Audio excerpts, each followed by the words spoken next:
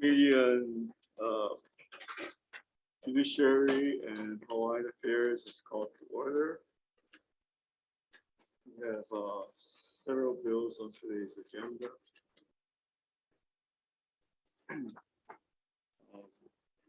It's Friday, February 11th, 2022,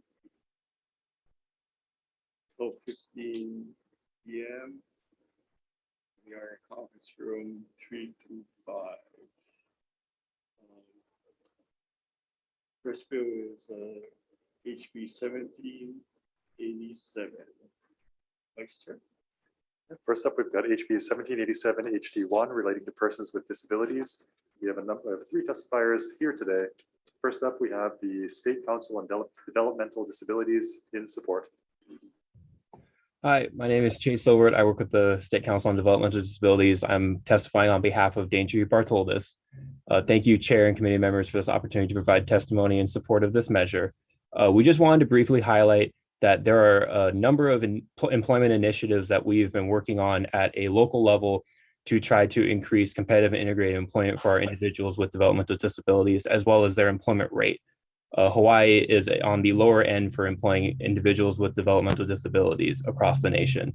And we hope that with this measure, we can kind of employ some of these initiatives at a statewide level. Thank you.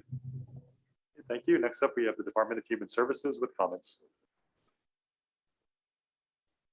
Good afternoon, Chair and Vice Chair and committee members. My name is Maureen Bates. I'm with the Department of Human Services Division of Vocational Rehabilitation. And we stand on the testimony provided and are available for questions. Thank you. Okay, thank you. Members, we have the Department of Labor and Industrial Relations with comments, but they are not present. We've got a number of other advocacy groups, all in support, and 2 individuals in support, but the only one here is Darwin Nagamine. So Darwin, you can proceed.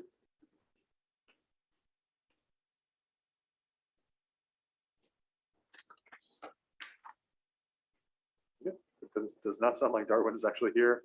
Members, any questions? Hearing none, we'll move on to HB 20. I do have a question. Oh, go ahead, Chair. Department of Human Services. In the testimony presented, the department requests clarification of section 2 of the bill that could be read in 2 different ways. I'm wondering which way would the department prefer?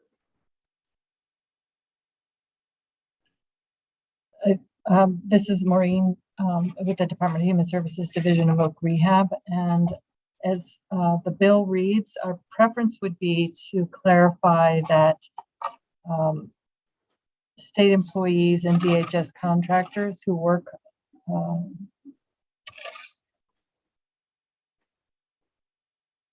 sorry, I'm just reading back to the notes. But the preference would be that we would retain the language with the revision to ensure that the department is responsible for upholding equal employment opportunities. And that's the premise of, the clarification we need, that we're not mandating people to hire people with disabilities or not hire people with disabilities, that we're requiring people to uphold equal employment opportunities. Thank you.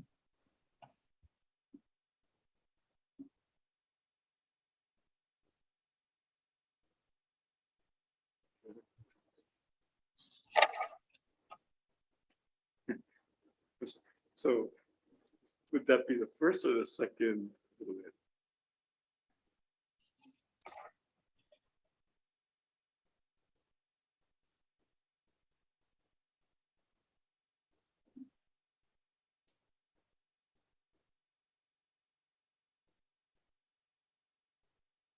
I believe it would be the first statement that we sought clarification on, that we would prefer to see the first bullet addressed in the bill. Okay, thank you very much. Okay, members, any further questions? Seeing none, we'll move on to HB 2347 HD1 relating to capital improvement projects for the state archives. First up, we have the Department of Accounting and General Services in support. Chair, Vice Chair, members of the committee, representing Comptroller Kurt Artuguro, I am Dr. Adam Jansen, and I have the honor of serving as State Archivist and Administrator of the State Archives. DAG stands on its testimony, and I wish to emphasize how important this is. Our facility was built in 1950, and at the time, the most advanced technological component was a typewriter. We need this bill to move forward in the 21st century to embrace technology, to bring public records to the public, regardless of where they live. They should not have to have the ability to travel and the finances to do that, to come to the state archives on Oahu. So this bill is the beginning of what does the archives look like in the 21st century, and how can we better serve our constituency? Thank you. Okay, thank you. That's all the testifiers we have today. Members, any questions? I asked for Dr. Adams. Yes, Chair. Dr. Adams, it was a pleasure meeting with you during the COVID issue, but when I visited archives, I did note that it's a very small space and not really worthy of the state archives, although I think you make the best out of the space that you have. Is there a location that you folks are looking for expansion, or is this probably going to be just office facilities that allow you to expand the online offering? Thank you for the question. That is part of what the study is going to assess. Ideally, we would like an entirely new facility, which is what the next bill will address. But I appreciate you picking up on the fact that we look like post-Cold World industrial. You walk into the archives and it does not convey the weight of what it is that we preserve, the generations of history, the voices of the past that we protect. So again, this bill is specifically to try and address the programmatic issues, the need assessment on what does that look like. And as part of that, site selection could possibly be part of that, depending on what our stakeholders tell us. We very much want this to be a community-driven, what do you need? Given the technology of where we are now, COVID has really emphasized how important the archives is. We are the only memory institution that has stayed open throughout the entire pandemic. Other than the mandatory lockdown early on, the day after we opened up, we had a line out the door showing just how important the records that we preserve are. And again, travel should not be contingent on your ability to access your records. And so this study will help us address how do we move into the 21st century in an appropriate way. Thank you very much. Thank you. All right, moving on to the bill just referenced, HB 2449 HD1 relating to the state archives. Dr. Jensen, you want to proceed in support? Yes, please. This is, again, part of that initiative. In the mid-90s, we had 29 FTE in the state archives. We are now down to 15, yet we have over 20% more holdings, and we're serving over 23% more researchers, the public, on a daily basis. And that doesn't even address the millions of records that we have been digitizing and putting online so that public records can be public no matter where you are. So this bill helps readdress that issue to emphasize the fact that access to documentary heritage is an important function of society, because the records we have protect everybody's rights, identity, property, and history. So you should have equal access. But to do that, we don't have the staff to help. We're barely treading water with the researchers that walk through the door. That doesn't help us get ahead of the game to address all of our friends on the neighbor islands who demand equal access to, I don't know, crazy thought, but actually provide access to historical records bilingually so that we can be in conformance with Article 15 and allow the citizens of the state to access their heritage in the language of their preference. So this bill helps address some of that, and also gives the money to say the archives is important. We're at 98% plus capacity. We have no room to gather more stuff. And since we're the only institution that's really open 5 days a week, donations have been pouring in. There's no place else to deposit these important historical pieces, yet I'm out of space. What do? Turn them away so they go into the trash heap? We've got to do something. We're at a critical point now that the building is 70 years old. It's out of space, and it doesn't honor those voices of the past that we preserve. And so I appreciate your support in this bill. Thank you. And sorry, I forgot to mention in the beginning that testimony is limited to about 2 minutes. Members, any questions? Oh, I'm sorry. We have Department of Accounting and General Services, DAGS, in support. Is DAGS here? That I spoke on behalf of DAGS. Thank you.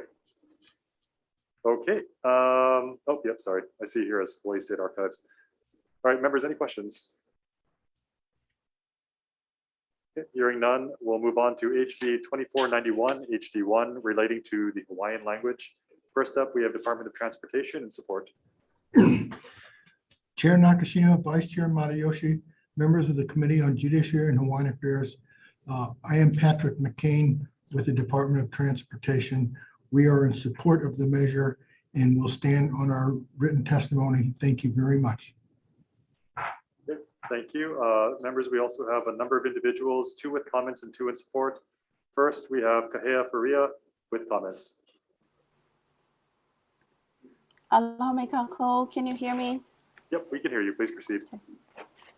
Aloha representatives, Chair Nakashima, Vice Chair Matayoshi, and members. Ke aloha no ina kumo, amina kupura ma'ana ike kahi. I'm Kahea Faria. I stand by my written testimony in support of the efforts to bring awareness and to revitalize the Hawaiian language. And I'm providing comments and recommendations to HB 2491, Hd1. The bill acknowledges the different varieties of Hawaiian language. However, it selects one to be the standard, and it's not the variety of native speakers. And in the spirit of consistency, which this bill seeks to do, I strongly recommend that the bill be revised to align itself with the standard of language, that is word choice and orthography, found in official documents generated by and for the government in the 1800s.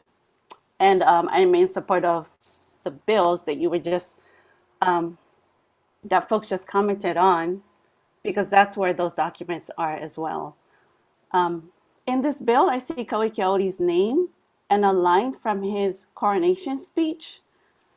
And of all times, in February, 154 years ago, He upuni palapala ko'u.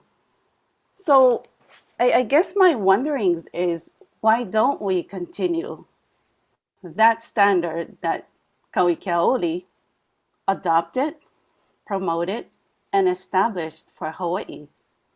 It is the current standard today. Why do we seek to change the standard of an ali'i? I also see Ke'eli Kolani's name in this bill. Although a fluent in English, she refused to speak English and required translators for English speakers. So imagine her reaction to bills such as this, literally removing her orthography, replacing her standard, her language, with newly developed ones. If we are truly making an effort to revitalize Hawaiian language, then shouldn't we become fluent in the language and aim to be proficient in the standard of the language used by Ke'eli Kolani and Kauai Keaoli? Okay, thank you, Kahea. That's been 2 minutes. If you could conclude your testimony. Thank you very much. Mahalo. Okay, thank you. Next up, we have Brian Faria with comments. Is Brian here? Thank you, Chair, Vice Chair, Representatives, for this opportunity to provide comments. My name is Brian Faria. I am in I am speaking in support of HB 2491 with comments and suggestions. To echo Mrs. Faria's testimony, if the state is going to choose a standard orthography, then it should be consistent with the orthography used in the existing records of the government and the discussions of the business of the government found in the newspapers of the time. I'm speaking specifically about the overwhelming amount of examples found in the writings and records of the 1800s, which is also in the state archives. This orthography is still used today and should be supported and celebrated as evidence of the continuation of the Hawaiian language.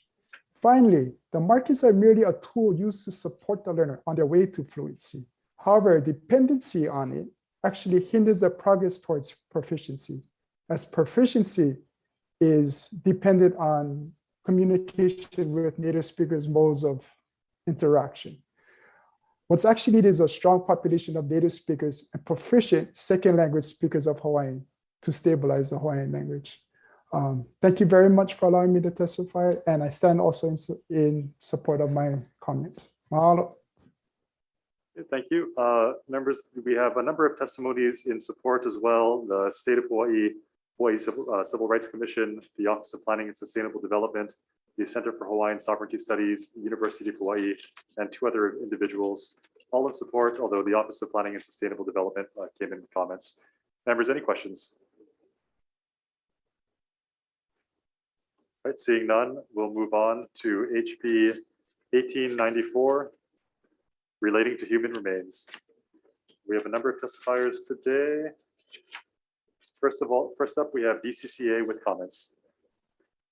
Good afternoon, Chair Nakashima, Vice Chair Matayoshi, and members of the committee. I'm Kat Awakuni Cologne on behalf of the Department of Commerce and Consumer Affairs.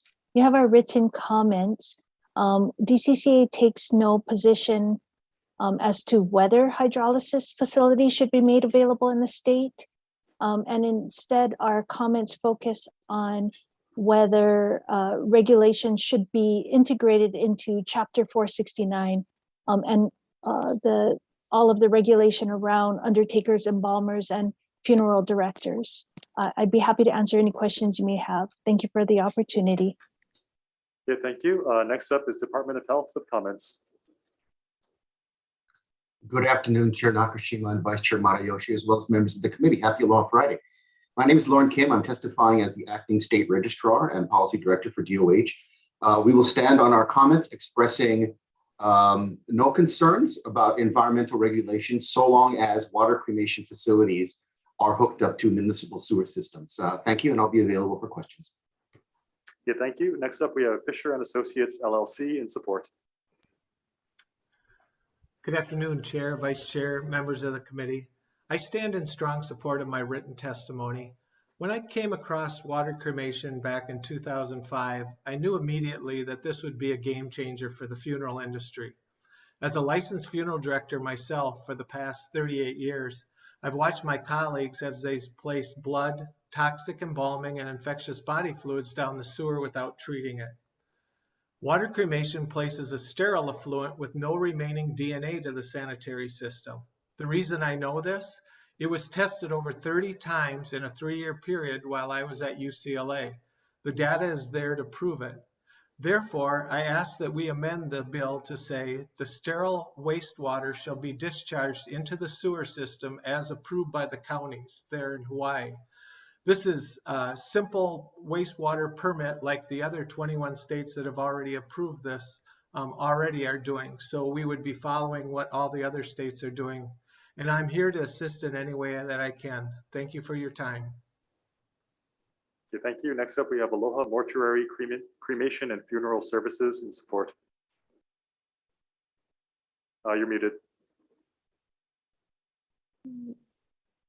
Aloha, Chair Nakashima and Vice Chair Matayoshi and committee members. I stand on my testimony, and I just wanted to convey one of the points that I think is important. And this is for the regulations and the standards that we, in hopes that this bill passes, because it's in the best interest of the Native Hawaiian people as well as the broader public of Hawaii. The regulations in terms of the water waste, sewer waste, I just want to reiterate that the affluent is sterile. And there are many different treatment levels if we are incompatible with the wastewater and the municipalities that they have in structure. And I just wanted to thank you for your time and available for any questions. Yeah, thank you, members. We have a number of individuals all in support. Three of them said they'd be here. First up, we have Pono Ledford in support. Aloha, my name is Pono Ledford. I'm a physician in Hilo, practicing physician.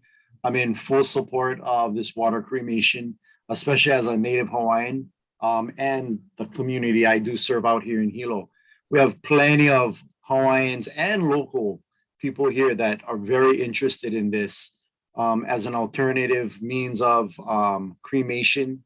For one thing, it's excellent for our environment.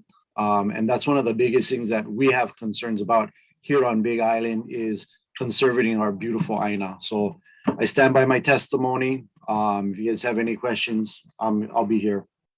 Thank you. Okay, thank you. Next is Hinale Moana Wongkalau. Wongkalu, I'm sorry.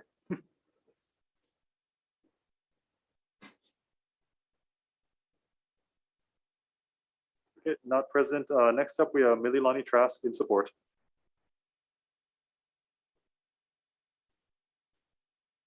Oh, Mililani, you're muted. Aloha, Chair and Vice Chair. I'll stand on my testimony in support of this. By way of highlighting a few things, I wanted to point out that this legislation will address a historic problem that we've faced in our Hawaiian community for 3 generations. But I also wanted to thank the Willed Bodies program and the folks at the University of Hawaii Medical School. This is our 2nd year that Hawaiians have come in. But thanks to the Willed Bodies program and U of H JABSOM, we learned about this technology and how valuable it was. And they have been here trying to pass this for more years than we have. Mahalo and thank you. And I will remain on if you have any questions. Aloha. Yeah, thank you. So members, we also have the University of Hawaii submitting testimony in support, Hawaii Funeral and Cemetery Association submitting comments, and the Office of Hawaiian Affairs in support. Also, Ken Ornstein Funerals in support. Members, any questions? Is Department of Health online? Yes, Chair, how can I help you? Yeah, I was wondering, does the department foresee the need for any additional rules to implement this effort? So there are 2 main regulatory issues I can see. The first is the wastewater created, and as our testimony indicates, as long as the water cremation facility discharges into a properly county regulated sewer system, municipal sewer system, that's not a problem. If they're in an area that's off the grid, so to speak, with cesspool or the other word that I can't think of. Septic tank. Septic tank. Yeah, thank you. Septic tank. That would run afoul of the EPA as well as state law. So as long as they are discharging into an appropriately municipally regulated wastewater system, then we don't have a problem. The other issue that other jurisdictions have wrestled with is what to consider the remains. Is it cremation or should there be a 3rd category? And that may be the subject of rules. The other issue, I'm sorry, so there's 3 issues. The other issues would be the disposition of those remains. Is a permit necessary if a family wants to move it from, from Kauai Hau Church, a crypt, into their home? So that's an opportunity to engage with, for example, the Native Hawaiian Burial Council or all their cultural practitioners on the correct handling of the iwi that are left over. So environmentally, the Department of Health does not see a need for regulation, but for some of the issues relating to the classification of remains and how those remains are handled might be the subject of either statutory definition or administrative rule promulgation. Okay. All right, thank you very much. I have one question for Department of Health too. I understand that this process is a very high pH process. Is dumping that kind of high pH fluid into the sewer system problematic at all, or is it just fine? It does get diluted to nothing? So the wastewater treatment plants will take care of that. And then the pipes and everything are adequate to, it's not going to corrode pipes or anything? I did not hear that concern from my wastewater folks, but I will ask that very specific question and get back to you with an engineer's response rather than a policy response. Okay, Mr. Fisher, if you have a quick answer. Yeah, I can give you a quick answer on that. Since we tested this at UCLA, over 30 times the actual wastewater. So the volume is so small. So if you think about it, we're discharging about 270 gallons per cycle. And I saw the treatment plant there in Honolulu handles about 107 million gallons of water a day. So in the big scheme of water recycling, they aren't even going to hardly know that it's there as they treat it. And we see potassium hydroxide. Understandably, and sorry to cut you off, that's not really my concern. My concern is the pipes that are going to be directly discharged into. But I think I can wait till Department of Health comes back, and that's fine. I'm not too worried about this. It's just kind of something on my mind. Okay, very good. Thank you. Okay, thank you. Members, any other questions? If not, we'll move on to HB 2015 HD1 relating to the University of Hawaii. First up, we have the University of Hawaii in support. Good afternoon, Chair and Vice Chair. Good afternoon to the committee members. Thank you for hosting us today and to listening to our testimony. I'm Camille Nelson, and I am the Dean of the William S. Richardson School of Law. I stand on the written testimony previously submitted, and I will remain on to answer any questions you might have. Thank you. Thank you. And we also have another testifier, Dr. Osorio. Are you present from the University of Hawaii? Yes, I am. Okay, please proceed. Thank you. Sorry.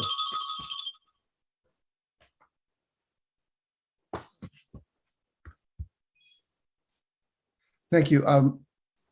Thank you to Chair Nakashima and Vice Chair Matayoshi. My name is Jonathan Osorio. I'm the Dean of the School of Hawaiian Knowledge. I've submitted testimony and I stand by that testimony. And I'm here to answer questions if you need. Okay, thank you. Next up, we have ACLU of Hawaii in support.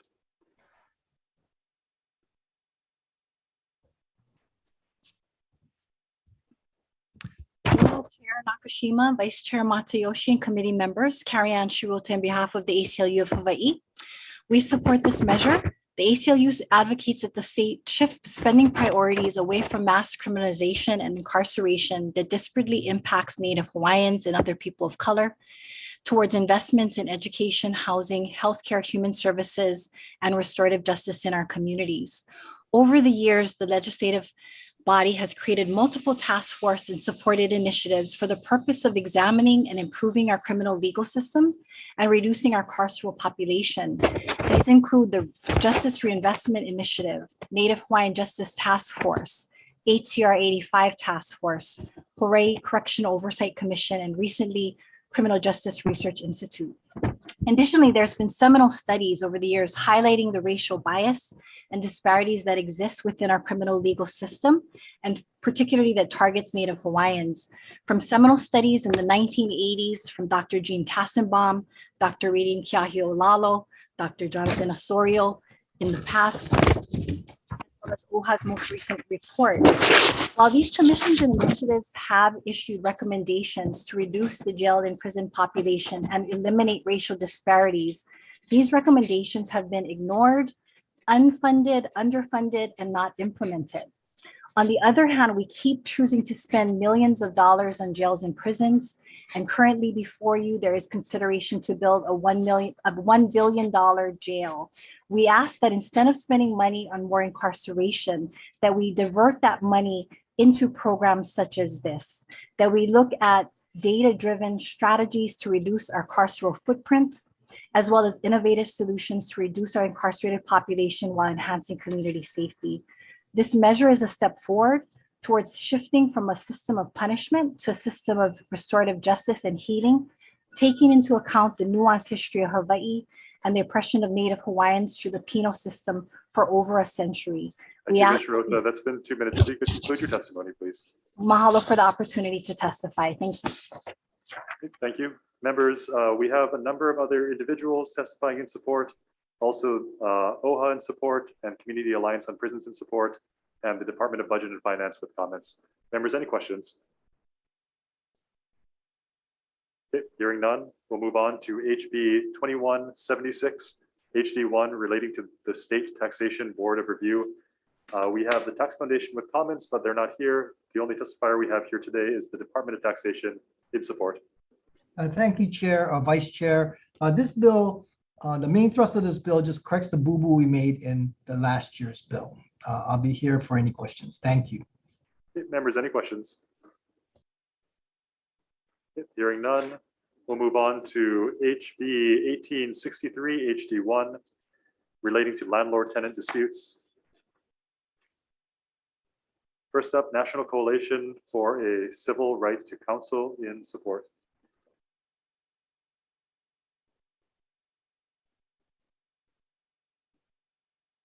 John Pollock, are you there?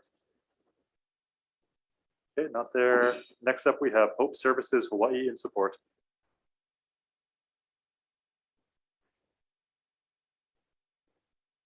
Not here either. Next up, Community Alliance Partners in support.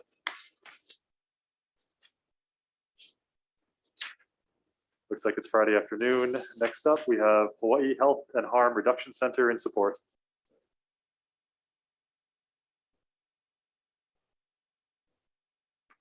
Whew. All right, next up, we have one individual. Members, we have about 5 individuals submitting testimony in support. Only one is here, Peter Kaluo George.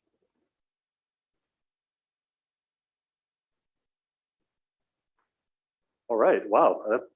I'm not sure if that's ever happened before. We also have the Hawaii Association of Realtors in opposition, but they are not here either. Members, I guess we have no one here for questions. Moving on to HB 1581 HD1 relating to homelessness. First up, we have Scott Morishige for the state of Hawaii. Aloha, Chair and Vice Chair, members of the committee. Emma Grahusky on behalf of Scott Morishige, the Governor's Coordinator on Homelessness and Chair of the Hawaii Interagency Council on Homelessness. We stand on our written testimony with comments on this measure and with suggested amendments should this measure proceed. Thank you. Thank you. Next up, we have the Hawaii Health and Harm Reduction Center in support.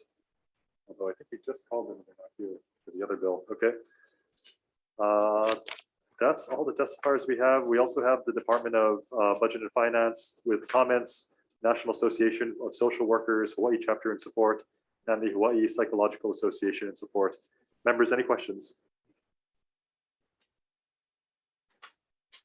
Okay, hearing none, we'll move on to HB 1917 relating to affordable housing. We have one testifier today, the State of Hawaii Department of Business and Economic Development and Tourism in support.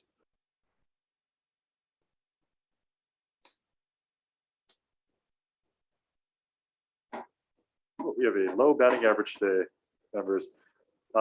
We also have the County of Maui County Council coming in support, but seeing as there are no testifiers today on this measure, we'll be moving on. Oh,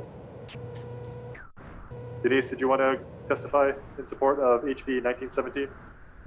Aloha, yes, thank you very much, chairs, vice chairs, members of the committee. Denise Iseri Matsubar, HHFDC. We stand very strong behind this measure to help put the state in the best possible position during renegotiation. Thank you. Okay, thank you. Members, any questions? Seeing none, we'll move on to HB 2109 HD1 relating to the Barbering and Cosmetology Licensing Act. We have one testifier today, the Board of Barbering and Cosmetology in support. Good afternoon, Chair Nagashima, Vice Chair Matayoshi, and members of the committee. My name is Jenny Yam, Executive Officer of the Board of Barbering and Cosmetology. Thank you for hearing the Department's administration bill. The board will stand on its written testimony and strong support, but I would like to outline the reasons for this administration bill. The board finds inconsistent provisions in Chapter 438 and 439, which add undue complexity to the regulation of barbering and cosmetology. This bill will repeal Chapters 438 and 439 and create a new chapter to align the regulatory structure, correct the inconsistencies between those two chapters, and address evolving industry concerns and needs. The board respectfully requests the effective date of this measure be amended from January 1st, 2050 to July 1st, 2022. Thank you for the opportunity to testify, and I'll be available for any questions. Thank you, members. Any questions? Just a reminder for the testifiers, please turn off your video when you're not testifying. Okay, up next, we have HB 1691 HD1 relating to commercial driver's license. First up, we have the Department of Transportation in support. Mr. Chairman, members of the committee, the Department of Transportation is in support of the measure, and we will stand on our written testimony. Thank you, sir. Okay, thank you. We have another Department of Transportation testifier, Motor Vehicle Safety Office, Preston Coe. Preston, are you there? Just a reminder to the departments, if you're going to be submitting identical testimony, you really just need to submit it once, and then you can appear on behalf of that person if you are the one speaking for them. But it is getting a little cluttering in our testimony folders. Yes, sir. Not just you, Patrick. But I want to Yeah, say sorry. Yeah, this is Preston. I'm sorry. Yeah, I had comments in there that registered as a supporter, staff supporter. Okay. Also, that I needed to register. Sorry. Gotcha. Okay, thank you. Next up, we have the Hawaii Transportation Association in support.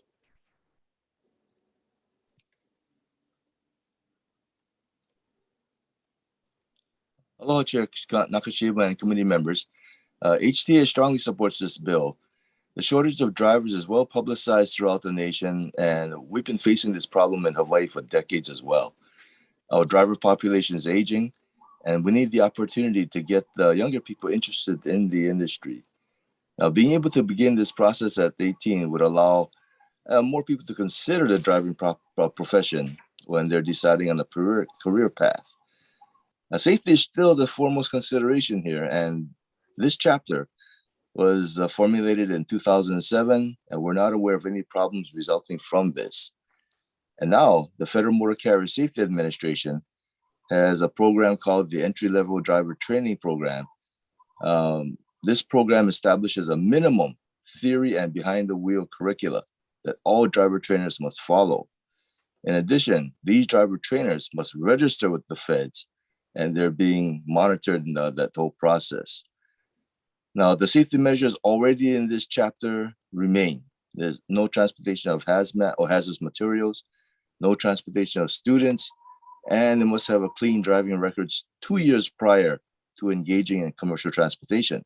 So this means at age 18, if this person has not had a Hawaii driver's license since 16, they wouldn't even qualify. Now, of course, Hawaii's own recurrent training program, the driver improvement program, the only one in the nation, still applies to all vehicles or drivers of vehicles over 10,000 GVW. Now, finally, in section 2, this must not be amended. Doing so would risk loss of federal funds. Thank you. Okay, thank you. Next up, we have the Hawaii Food Industry Association in support.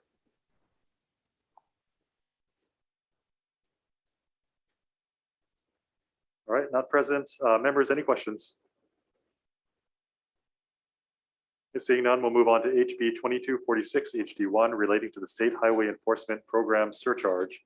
First up, Department of Transportation in support. Mr. Chairman, Patrick McCain, Department of Transportation. We are in support of HB 2246 HD1, and we will stand on our written testimony. Thank you, sir. Okay, thank you. Next, we have two other testifiers, the County of Maui County Council in support and one individual in opposition. Members, any questions? If seeing none, we'll move on to HB 2336 HD1 relating to the Photo Red Light Image Detector Systems Program. First up, Department of Transportation in support. Mr. Chairman, members of the committee, Patrick McCain, Department of Transportation, and we are in support of the measure, and we thank you for the opportunity to testify. Thank you. Next up, Honolulu Prosecutors in support. Good afternoon, Chair, Vice Chair, members of the committee, Deputy Prosecutor Tricia Nakamatsu on behalf of the Honolulu Prosecuting Attorney's Department. We are in support of the bill. We note that one of the most important parts, we feel, is ensuring that the funding portion towards the end of the bill is corrected to correlate with the actual timing of the pilot project. When the original bill was passed, it was pre-COVID. I think no one was expecting the types of delays and the length of time it would take to get things up and running. So we're available for questions if any. There's a number of small changes all throughout the bill before the funding portion that we feel would also help just to clarify everything and ensure that enforcement runs a little more smoothly. Thank you. Okay, thank you. Next up, we have Honolulu Police Department in support. Aloha, Chair, Vice Chair, committee members, Acting Captain Andre Peters of the Honolulu Police Department. We stand by our testimony and support and will be available for any questions. Thank you. Okay, thank you. Members, we also have one individual in opposition, but who is not present. Members, any questions?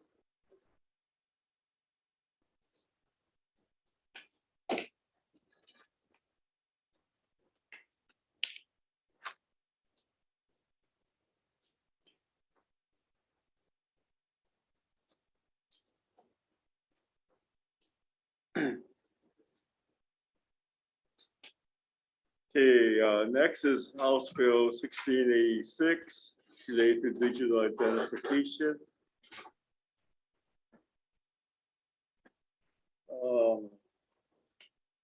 First up, Ed Sniffen, Department of Transportation.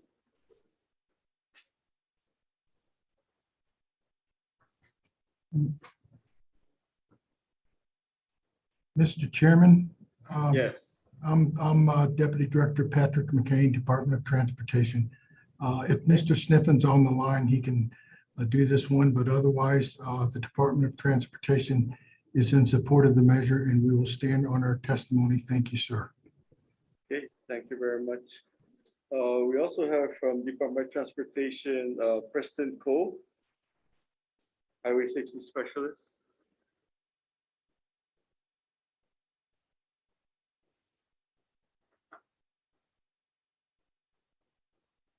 Okay, that's all the testimony that we have. Members, any questions or comments?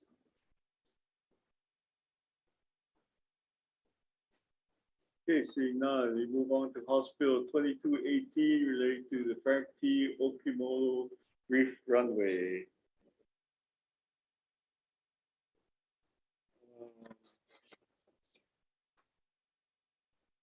Okay, we have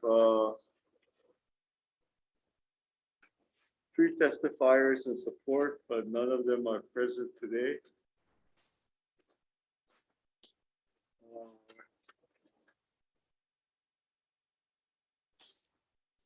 Moving on to House Bill 1788 relating to the Waikea Peninsula redevelopment. Suzanne Case, DLNR. Hi, good afternoon, Chair, Vice Chair, committee members. Kevin Moore with Land Division, DLNR, representing the department. The department will stand on its written testimony in opposition. We're available to answer questions. Thank you. Okay, thank you very much. Also, DLNR, Gordon Height. He's just standing by for backup if questions come up, Chair. Thank you. Okay. All right, thank you. Also TNR, I have 2 others, Jan Hirokawa and Russell Suji. Is everybody just standing by? Yes, just standing by, Chair. Thank you. Okay, thank you very much. And then Linda Chow, Department of the Attorney General. Hi, good afternoon, Chair Nakashima, members of the committee. We've provided written comments on this bill. Briefly, we have concerns about that it may be deemed special legislation in violation of Article 11, Section 5 of the Hawaii Constitution. We have also noted that there is overlap between the current law that was passed in 2018 in Act 149, which created the Hilo Community Economic District. We have concerns with regard to specific provisions in the bill, which we've noted in our testimony. And we note that if any of the leases within the redevelopment area were originally let by public auction. Those leases could not be renegotiated or modified based on the current wording in the bill. I am available for any questions that the committee may have. Okay, thank you very much. Okay, we have several testifiers. The mayor of the county of Hawaii, Eric Abe, and Broston Casso, all in support, and League of Women Voters in opposition. But that is all the testimony that we have. Members, any questions?